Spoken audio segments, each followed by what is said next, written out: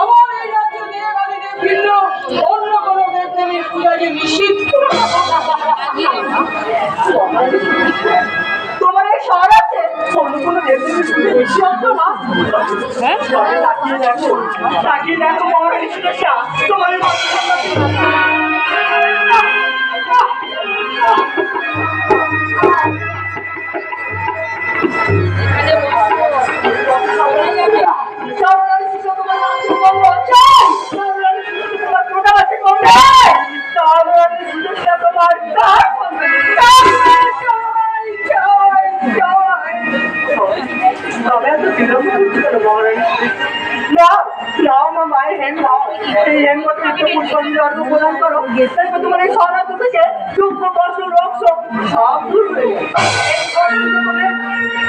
আমার রাজ্যবাসীরা সুখে থাকবে, আমার প্রজারা সুখে থাকবে, আমার স্বামী সন্তানের মঙ্গল হবে, আমার মঙ্গল। তবে আর দেরি করছো কেন গো জননী? দাঁড়াও দাঁড়াও, এই ঘর তোমার হাতে হাত তুলে দিচ্ছি। এই ঘটে যেন কোনো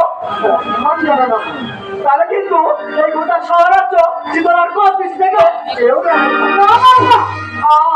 আমি তোমাকে কথা দিচ্ছি মা, আমি তোমাকে কথা দিচ্ছি, আমার প্রাণ থাকতে এই ঘটের আমি অমর্যাদা কিছুতেই হতে দেবো না মা।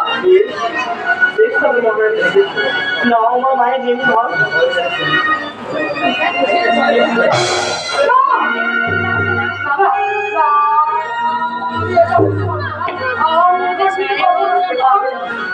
আমি কেমন করে বলতে পারি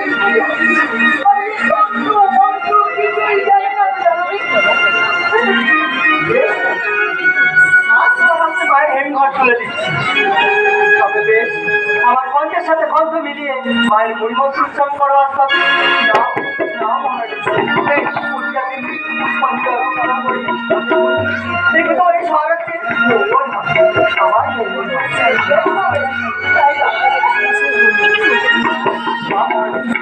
আমার কণ্ঠের সাথে কণ্ঠ মিলিয়ে মায়ের মূলমন্ত্র উচ্চারণ করো।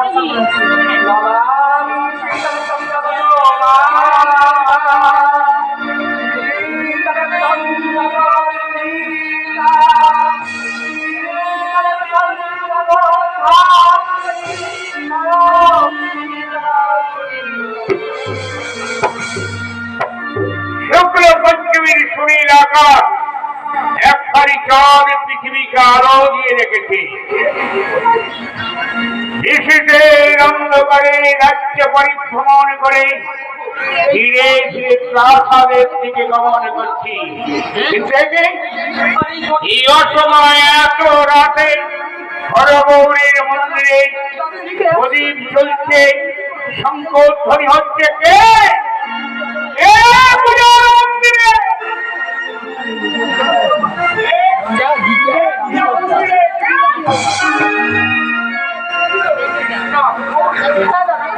আমি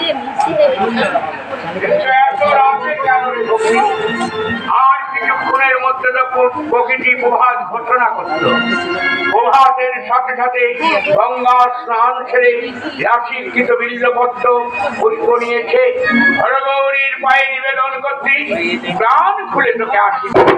সাহায্য পেতাম দাদা, সাহায্য পেতাম, কিন্তু আজ রাতে আমি যা পেয়েছি তা তার পেতাম না দাদা। কি পেয়েছি? কেন মায়ের এই পবিত্র ঘর মা জগৎ গৌরী থেকে ঘর দিয়েছে? না দাদা না, মা জগৎ গৌরীর ঘর নয়, তাহলে এই ঘর মা শীতলা।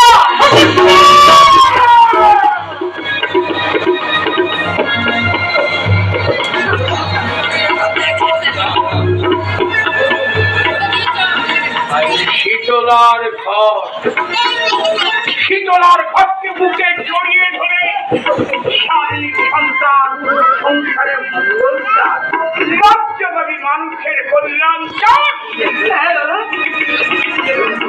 এ রাজ্যের নাকি মহারানী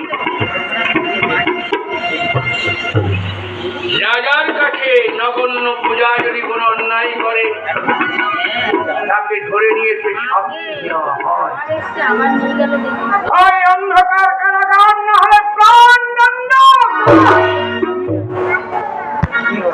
রাজার বিচারে রাজ পরিবারের কেউ যদি তেমন কোন অন্যায় করে একই শাস্তি হও। দাদা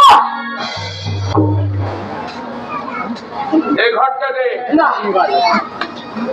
ঘরটা দে। না হবে না, আমার প্রাণ থাকতে এই ঘর আমি তোমাকে দেবো না। এই ঘরটা দে। না